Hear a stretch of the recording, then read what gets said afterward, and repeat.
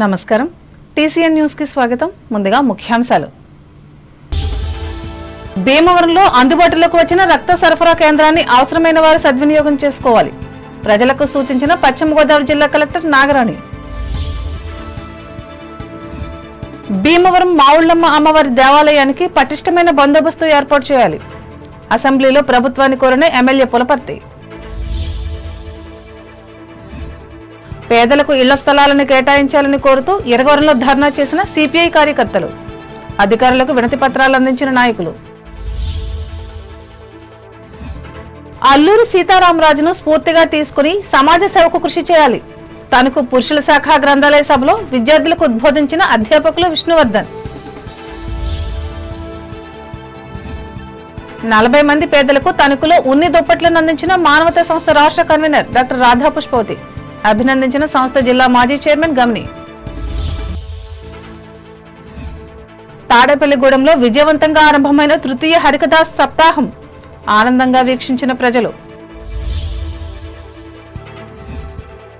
శైవ క్షేత్రాలైన పంచారామాలకు ప్రత్యేక బస్సులు నడుపుతున్న తాడేపల్లిగూడెం ఏపీఎస్ ఆర్టీసీ డిపో వెల్లడించిన మేనేజర్ సత్యనారాయణ. ఉభయ గోదావరి జిల్లాల పట్టభద్రుల ఎమ్మెల్సీ ఓటర్లు 63,282 మంది నమోదు. రాజమండ్రిలో ప్రకటించిన తూర్పుగోదావరి జిల్లా కలెక్టర్ ప్రశాంతి.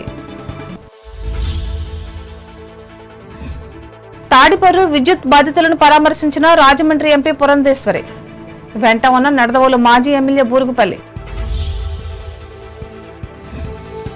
ఫిర్యాదుదారుల సమస్యలను తక్షణమే పరిశీలించి పరిష్కరించాలి. జిల్లా అధికారులను ఆదేశించిన అంబేద్కర్ కోనసీమ జిల్లా కలెక్టర్ మహేష్ కుమార్.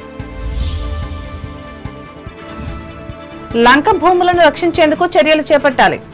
అసెంబ్లీలో మంత్రులకు విజ్ఞప్తి చేసిన కొత్తపేట ఎమ్మెల్యే బండారు. ఏలూరు జిల్లా కలిదిండి గ్రామంలో ప్రభుత్వ పాలిటెక్నిక్ ను నిర్మించేందుకు చర్యలు చేపట్టాలి. శాసన మండలిలో ప్రభుత్వాన్ని కోరిన ఎమ్మెల్సీ రవీంద్రనాథ్. సైబర్ నేరాల పట్ల అవగాహన పెంచుకోవాలి. ప్రజలకు సూచించిన ఏలూరు జిల్లా కలెక్టర్ వెట్రిసెల్వి. పశ్చిమ గోదావరి జిల్లా కేంద్రం భీమవరంలో అందుబాటులోకి వచ్చిన రక్త సరఫరా కేంద్రాన్ని ప్రజలు సద్వినియోగం చేసుకోవాలని జిల్లా కలెక్టర్ చెదలవాడ నాగరాణి తెలిపారు. భీమవరం నియోజకవర్గ పరిధిలో రాయలం గ్రామంలో 2,50,00,000 రూపాయలతో ఏర్పాటు చేసిన నూతన రక్త కేంద్రాన్ని సోమవారం ఆమె ప్రారంభించి మాట్లాడారు. ఈ కేంద్రం ద్వారా రక్తం, దాని భాగాలను, ఎర్ర రక్త కణాలు, ప్లేట్లెట్లు, ప్లాస్మాతో సహా పొందవచ్చని అన్నారు. దీంతో సహా జిల్లాలో మొత్తం 3 కేంద్రాలు అందుబాటులోకి వచ్చాయని అన్నారు. ఈ కార్యక్రమంలో రెడ్ క్రాస్ సొసైటీ రాష్ట్ర జిల్లా చైర్మన్లు కె శ్రీధర్ రెడ్డి, ఎం శివరామభద్రరాజు, జిల్లా అడిషనల్ డిఎంహెచ్ఓ భాను నాయక్, జిల్లా వ్యవసాయ శాఖ అధికారి Z Venkateswararao, youth hostel Bhimavaram శాఖ అధ్యక్షులు డాక్టర్ మట్లపూడి సత్యనారాయణ పాల్గొన్నారు.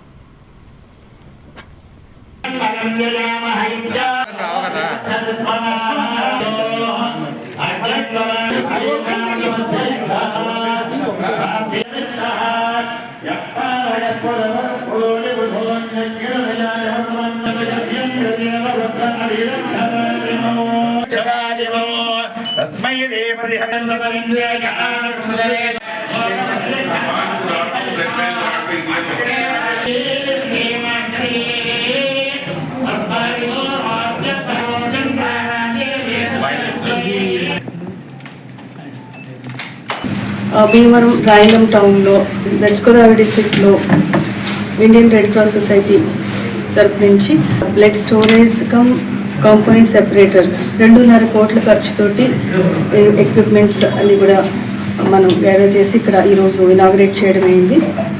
ఈ బ్లడ్ బ్యాంక్ అవసరమైన వారికి బ్లడ్ అవసరమైన వారికి సమయానికి అందించడానికి చాలా ఉపయోగపడుతుంది. ఇప్పుడు జిల్లాలో ఆల్రెడీ మనకి 3 బ్లడ్ స్టోరేజ్ ఉన్నాయి. దానికి ఇప్పుడు అదనంగా ఈ బ్లడ్ స్టోరేజ్ యూనిట్ వస్తుంది మనకి బ్లడ్ బ్యాంక్స్. దీంతో బ్లడ్ రెడ్ బ్లడ్ సెల్స్ ఇక్కడ కేవలం బ్లడ్ బ్యాంక్ మాత్రమే కాకుండా ఇక్కడ బ్లీడింగ్ కూడా చేయడం జరుగుతుంది. Plus red blood cells, plasma, platelets కూడా ఇక్కడ అందించిన అవసరమైన పేషెంట్స్కి అందివ్వడం జరుగుతుంది. దీనికి ఇక్కడ ఇంత చక్కటి ఫెసిలిటీని భీమవరంలో అరేంజ్ చేయడానికి ఇక్కడ ఉన్న డోనర్స్ అందరూ కూడా సహకరించారు. అలాగే international federation of red cross, తర్వాత ఇండియన్ రెడ్ క్రాస్ సొసైటీ వారు కూడా సహకారంతో ఇక్కడ ఇంత మంచి ఫెసిలిటీని మన భీమవరం టౌన్లో, వెస్ట్ గోదావరిలో మనం ఏర్పాటు చేసుకోవడం. రాష్ట్రంలో ప్రసిద్ధి చెందిన శక్తి ఆలయాల్లో ఒకటైన శ్రీ మావుళ్ళమ్మ అమ్మవారి దేవస్థానానికి పటిష్టమైన బందోబస్తు ఏర్పాటు చేయాలని భీమవరం ఎమ్మెల్యే పొలపర్తి రామాంజనేయులు శాసనసభలో స్పీకర్ అయ్యన్న పాత్రుని సోమవారం కోరారు. త్వరలోనే అమ్మవారికి 100 కేజీలతో స్వర్ణ వస్త్రాన్ని ఏర్పాటు చేయడం జరుగుతుందని అన్నారు. అలాగే ప్రతి ఏడాది నెల రోజుల పాటు జరిగే ఈ ఉత్సవాల్లో 1,00,000 మందికి అన్నదానం కూడా చేస్తారని వివరించారు. సహచర ఎమ్మెల్యేలు అంతా కూడా అమ్మవారిని దర్శించి తరించాలని అన్నారు. శక్తివంతురాలైన అమ్మవారు అధ్యక్ష,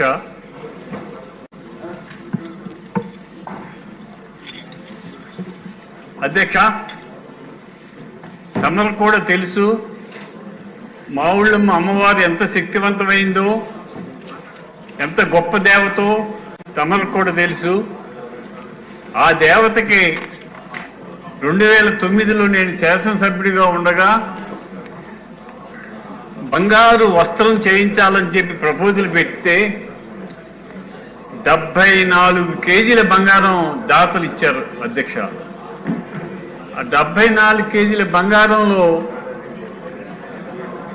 50 కేజీల బంగారంతో అమ్మవారికి తొడుగు చేయించడం జరిగింది. ఇంకా 24 కేజీలు ఇప్పుడు రెడీగా ఉంది, తొడుగు చేయించవలసి ఉంది. ఇంకా 20 కేజీలు కలెక్ట్ చేసినట్లయితే 100 కేజీలతోటి అమ్మవారికి నిలువెత్తున బంగారు తొడుగుతో ఉంటుంది.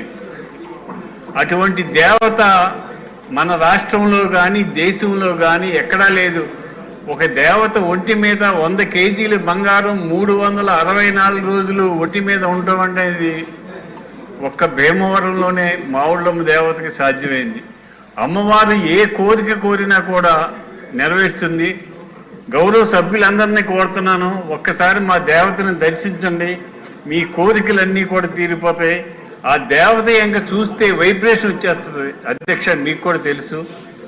కానీ ఆ దేవతకి ఇప్పుడు వచ్చిన ఇబ్బంది ఏంటంటే 100 కేజీల బంగారం అమ్మవారి ఒంటి మీద ఉంటే సెక్యూరిటీ లేదు. వెంటనే సెక్యూరిటీ గవర్నమెంట్ వారు అలాట్ చేసి. ఏపీ ముఖ్యమంత్రి నారా చంద్రబాబు నాయుడు సోదరుడు మాజీ ఎమ్మెల్యే రామ్మూర్తి నాయుడు మృతికి భీమవరం పట్టణ తెలుగుదేశం పార్టీ కార్యాలయంలో ఈ పార్టీ నాయకులు సోమవారం ఆయన చిత్రపటానికి పూలమాలలు వేసి నివాళులు అర్పించారు. ఈ కార్యక్రమంలో ఈ పార్టీ రాష్ట్ర కోశాధికారి మెంటే పార్థసారథి, పట్టణ అధ్యక్షులు ఇందుకూరి సుబ్రహ్మణ్యరాజులు పాల్గొన్నారు. పేద ప్రజలందరికీ ఇళ్ల స్థలాలను మంజూరు చేసి ఇల్లు కట్టుకునేందుకు 5 లక్షల రూపాయల ఆర్థిక సహాయం అందించాలని ప్రభుత్వాన్ని కోరుతూ మండల కేంద్రం ఇరగవరం గ్రామంలో సిపిఐ కార్యకర్తలు సచివాలయం వద్ద సోమవారం ధర్నా నిర్వహించి నినాదాలు ఇచ్చారు. అనంతరం గ్రామ పంచాయతీ అధికారికి వినతి పత్రం అందజేశారు. తాము కోరుతున్న న్యాయమైన సమస్యలను పరిష్కరించకపోతే ఉద్యమాన్ని తీవ్రతరం చేస్తామని వారు హెచ్చరించారు. గత ప్రభుత్వం చాలీచాలని సెంటు భూమిని ఇచ్చి చేతులు దులుపుకున్నట్లు ధ్వజమెత్తారు. ఈ కార్యక్రమంలో పార్టీ మండల శాఖ కార్యదర్శి కామున వెంకటేశ్వరరావు అధ్యక్షతన జరిగిన ఈ కార్యక్రమంలో మండల నాయకులు అడ్డాల సత్యనారాయణ, కొడుపూడి వెంకటరెడ్డి, గుడిమెట్ల కోటేశ్వరరావు, కోన సాయిబాబులు పాల్గొన్నారు.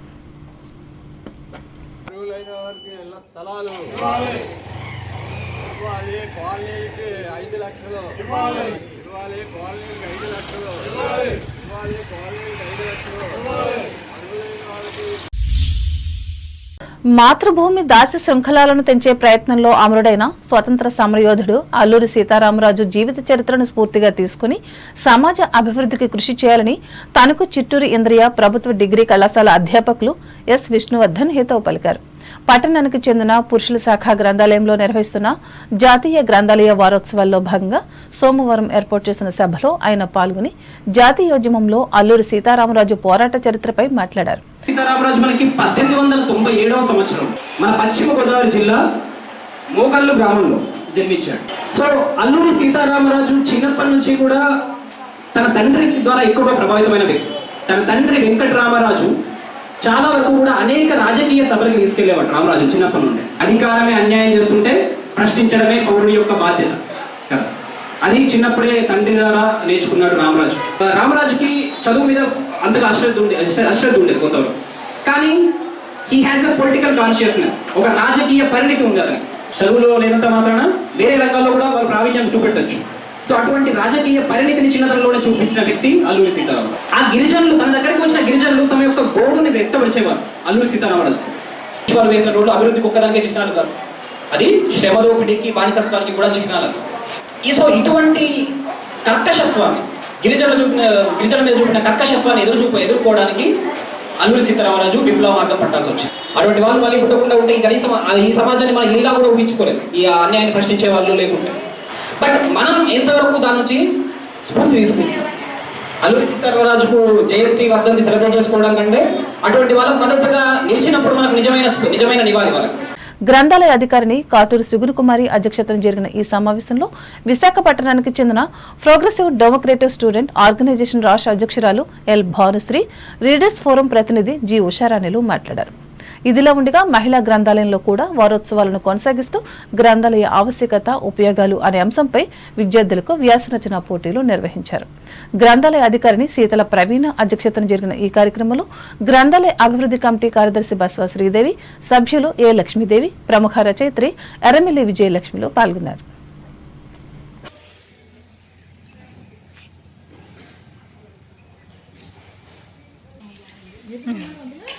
ఉన్నారండి.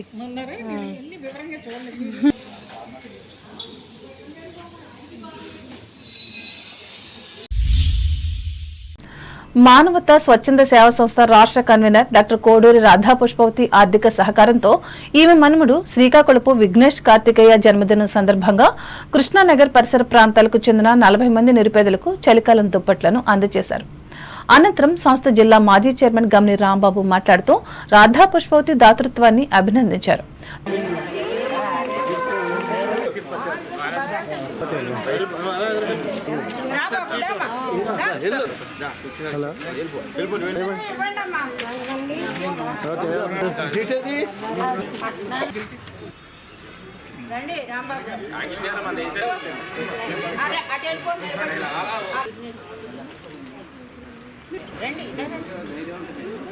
మానవతా స్వచ్ఛంద సేవా సంస్థ తణుకు శాఖ ద్వారా అనేక సేవా కార్యక్రమంలో భాగంగా ఈరోజు చిరంజీవి విఘ్నేష్ అతని యొక్క బర్త్డే అంటే జన్మదిన సందర్భంగా శీతాకాలం కార్తీక మాసం పురస్కరించుకుని కొంతమంది ఇరుగు పొరుగు వారికి చలి నిమిత్తం దుప్పట్లు ఇవ్వడానికి వాళ్ళు, వారి యొక్క తల్లిదండ్రులు, అలాగే వారి యొక్క గ్రాండ్ మదర్ గారు కూడా శ్రీ రాధా పుష్పవతి గారి యొక్క ప్రోత్సాహంతో ఈ యొక్క కార్యక్రమం ఏర్పాటు చేసి అనేక మందికి ఈ యొక్క దుప్పట్లు మనం పంచడం జరిగింది.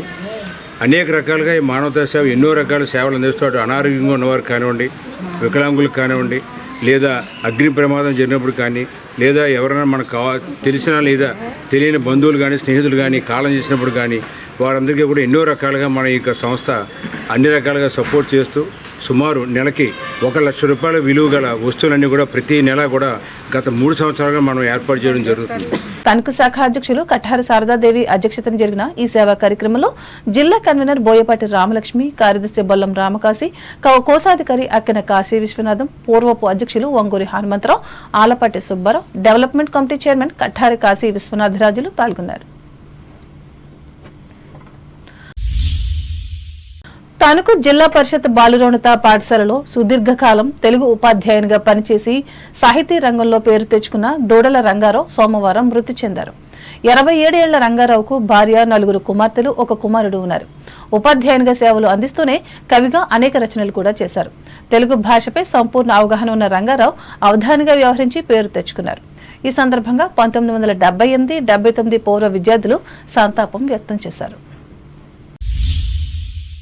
తాడేపల్లిగూడెం పట్టణం మహాలక్ష్మి నగర్ 4వ నెంబర్ రోడ్డులోని BJP national council member Karri Prabhakar Balaji ఇంటి వద్ద తృతీయ హరికథా సప్తాహం ఆదివారం రాత్రి నుంచి ప్రారంభమైంది. తొలి రోజు ఒంగోలుకు చెందిన ఎస్ వేదవతి భాగవతారిని నర్తనశాల హరికథను ఆలాపించారు. అభినయం, నృత్యం, గానంతో సుమారు 2 గంటల పాటు సాగింది. ఆద్యంతం ప్రేక్షకులను, శ్రోతలను ఉర్రూతలొగించింది. చివరి ఘట్టమైన భీమసేనుడు కీచకుడిని సంహరించడం కళ్లకు కట్టినట్లుగా సాగింది. సరస్వతుల హనుమంతరావు మృదంగం, బిహెచ్కే సీతాపతిరావు వయోలిన్పై వాయిద్య సహకారం అందించారు. కర్రి వెంకట రాజగోపాలరావు, లక్ష్మీ శ్యామలాంబల కళావేదికపై ఈ ప్రదర్శన జరిగింది. బీజేపీ జాతీయ నాయకురాలు భోగిరెడ్డి ఆదిలక్ష్మి, రైతు నాయకులు కర్రి సీతారామయ్య, బీవీఆర్ కళాకేంద్రం వ్యవస్థాపకులు బుద్దాల వెంకటరామారావు, గరికపాటి బాపయ్య శర్మ తదితరులు పాల్గొన్నారు.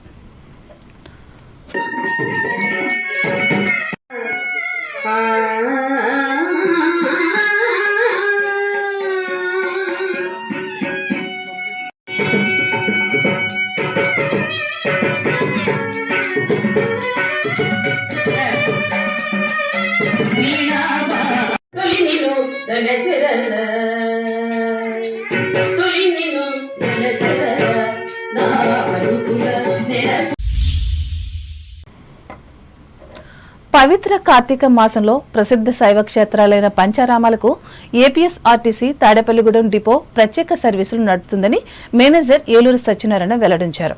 ఇందులో భాగంగా ఆదివారం రాత్రి 8:30 గంటలకు ఇక్కడ నుంచి 2 సూపర్ లగ్జరీ, 3 పల్లె వెలుగు ఇలా మొత్తం 5 బస్సులు భక్తులైన ప్రయాణికులతో బయలుదేరి వెళ్లాయి. సోమవారం ఒకే రోజు పంచారామ క్షేత్రాలైన అమరావతి, భీమవరం, పాలకొల్లు, సామర్లకోట, ద్రాక్షారామ పుణ్యక్షేత్రాలను దర్శించుకుని రాత్రికి తిరిగి గూడెం చేరుకునేలా కార్యాచరణ రూపొందించారు.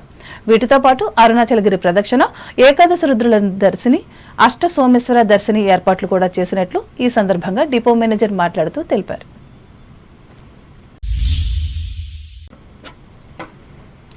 ఇప్పుడు ప్రకటనలు.